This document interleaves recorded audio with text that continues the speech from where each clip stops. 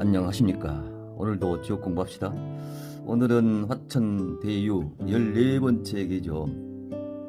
계상을 보니 얘는 불이 있고 밑에는 하늘이네요. 그래서 높은 하늘에서 원칠하늘 밝게 비치고 있는 상이다, 이렇게 이야기할 수가 있죠. 이 계사를 보면 대유원형이라 했어요. 이 큰 대자는 이걸 여러 가지로 조역에서는 쓰이죠. 이걸 성인 군자로 보고, 아니면 양으로 보고, 그 다음에 덕성이 큰 사람으로도 보죠. 그리고 모두를 다 가지고 있다라도 해석되죠. 그래서 으뜸으로 형통하다. 이 상에서 다시 설명해 보면, 이 온유한 이 성인이죠. 이 오요가 성인 자리 아니에요. 그래서 이 2호가 군자 자리인데 이 양이죠. 그래서 서로 응했죠. 그래서 이 온유한 성인이, 이 왕이 이 굳건한 강건한 이 군자를 앞에 내세워서 이 5명의 현인들을 모시고 국가를 운영하는 그런 형태다, 이렇게 이야기하죠. 또 이것을 우주 육가적으로 보면 이 화가 니가 둘째 딸이죠. 둘째 딸이고 나업부 이건 아버지. 그래서 아버지가 귀여운 둘째 딸을 이고 있다, 이렇게도 해석이 되죠. 얼마나 귀엽겠어요. 그래서 딸의 말을 다 들어주는 그런 형태다, 이렇게도 볼 수가 있겠습니다. 그래서 여기서 다시 이야기하면 대유라는 것은 이제 모든 것을 다 가졌다, 이렇게 이야기를 해야겠어요. 그래서 으뜸으로 크고 형통하다, 이렇게 해석을 하면 되겠습니다.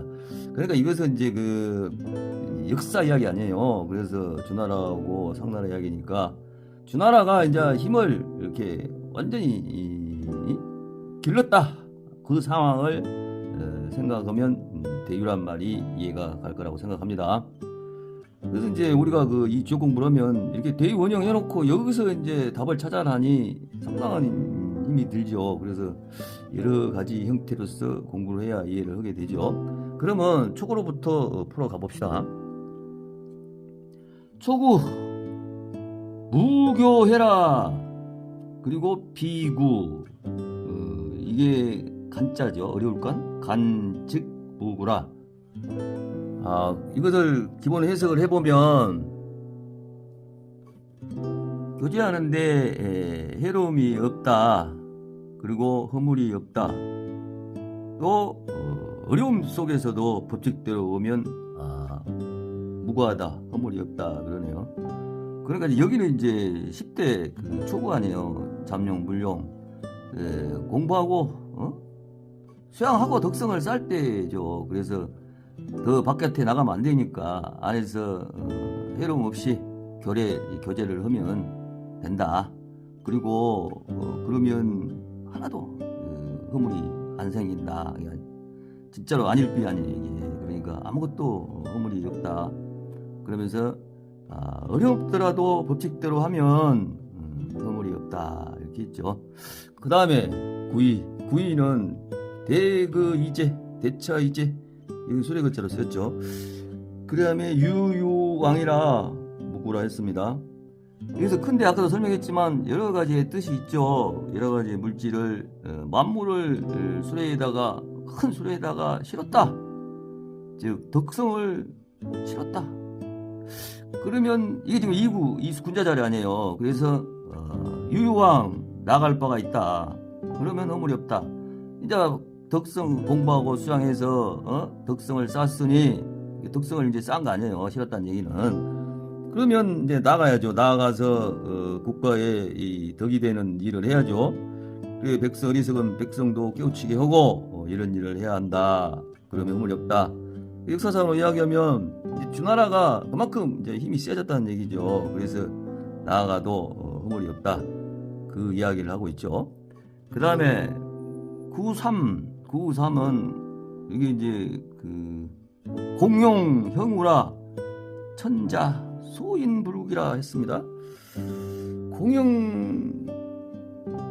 공용형우라 공짜를 이해를 해야 할 것 같아요. 이 공짜가 그때 당시에 상나라의 지위라 그래요. 말하자면 계급이죠. 그 서백이 이런 공적인 이 계급이었었죠. 그래서 그 제후국들이 이 천자한테 그 주나라 그때 당시에는 그 폭궁 주왕이 천자였겠죠. 그래서 천자한테다가 이제 공문을 바친 거죠. 이 제사 향자로 썼죠 여기서. 그래서 그 우리나라도 옛날에 조선시대 때 보면 청나라에다가 공문을 바치잖아요. 그런 식으로 공문을 바쳐서 자기 안인을 돕는 거죠. 여기 소인 불극은 소인은 그런 공적인 일을 못 하죠. 자기 배 채우지.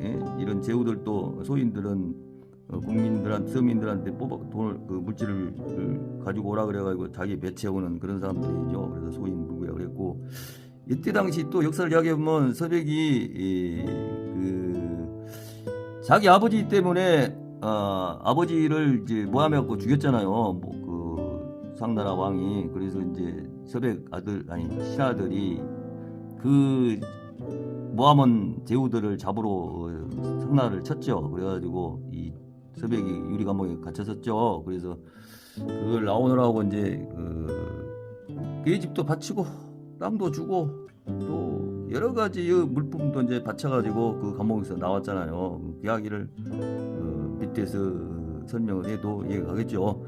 자, 어디간 그 지금도 우리 그 제사 문화 보면 장자 큰아들 집에서 제사를 지내잖아요. 그러면 이제 동생들이 찾아가서 물품을 제사 용품을 사기도 하고 또 시간이 없으면 또 현금을 드리기도 하고 이렇게 해서 제사를 지내죠.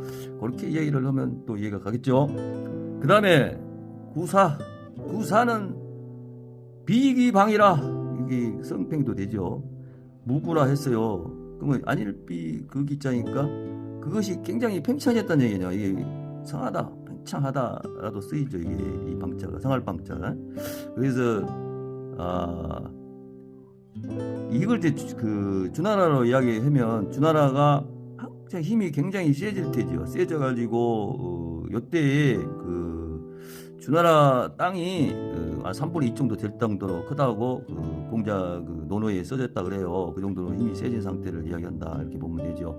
그래도 그 서백이 자기의 힘을 과시 절대 않고 신하로서 예의를 그 조왕한테 했다고 합니다. 그런 식으로 굉장히 팽창할 때를 주나라의 팽창할 때를 이야기한다.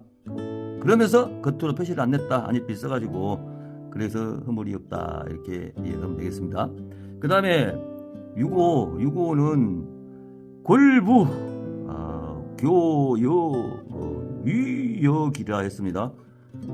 여기서 그 골자죠 이게. 그래서 그것을 전적으로 믿는다 교라는데 그래서 이것도 이제 성인 자리죠 이게. 그래서 이 무왕이 그때 당시에 이 역사로 보면 그때 당시에 굉장히 힘이 있어가지고 거의 제후국들이 왕으로 불렀다 그래요. 그때 당시 이제 그 상나라, 은나라 걔들이 그 폭군이 계집애 주색에 빠져가지고 이제 상나라가 완전히 힘이 세질 때니까 그 이야기를 하고 있는 거예요. 그래서 위험성이 있고 그러니까 이 제후들이 왕으로 칭했다고 합니다. 그래서 골부 완전히 믿는다는 얘기죠. 그 서백 아니 무왕을. 그래서 교류하는데 믿었다 같다는 얘기 아니에요. 같으려니까. 그리고 위험을 막 보이고 그러니까 왕으로서의 기람이 있다 이렇게도 설명이 되겠죠. 그 중천 근교로 보면 여기가 비룡제천 이견대인 아니에요. 그래서 성인을 보면 이롭다. 그것을 이해하면 이것도 좀 이해가 가겠죠. 염 있게 하면 길하다. 이 상구는 자천 우지길이라 무불리했습니다. 하늘이 스스로 도와서 길하다. 그 다음에 이룰 것도 없다. 분리할 것도 없다. 이 말은 아마도 이 주나라가 이제 그 상나라를 쳐가지고 이제 황제국이 된 때를 이야기하는 것이에요. 그래서 스스로 이제 하늘이 도와가지고 길하게 됐다. 여기서 이야기했듯이 힘이 완전히 커진 상태에서 상나라를 제압해서 그러한 상태이기 때문에 뭐 분리할 것도 없다 이렇게 썼다고 보면 되겠습니다. 자, 이렇게 해가지고 이 화천 대유를 보았는데 초부터 보면 이렇게 덕성을 쌓아가지고 어렵지만은 법칙대로해서 무하고 그다음에 큰 힘을 쌓아서 나가서 백성들을 교화시키고 또 공문을 바치고 이렇게 해서 힘을 길고 그 폭군이 자기를 신하로서 의심하지 않게 계속 공물도 바치고 이렇게 해서 힘을 키워서 아주 팽창할 때까지 키우고 거의 이제 왕이란 말을 그 폭군만 몰랐지 다 제국들이 왕이란 말을 들 정도로 이제 무왕이 힘을 기르는 때를 이야기해서 스스로 이제 그 하늘이 도와서 상나라를 제압했다. 이렇게 해서 이 화천 대육계는 끝냈습니다. 이렇게 같이 해주셔서 대단히 감사합니다.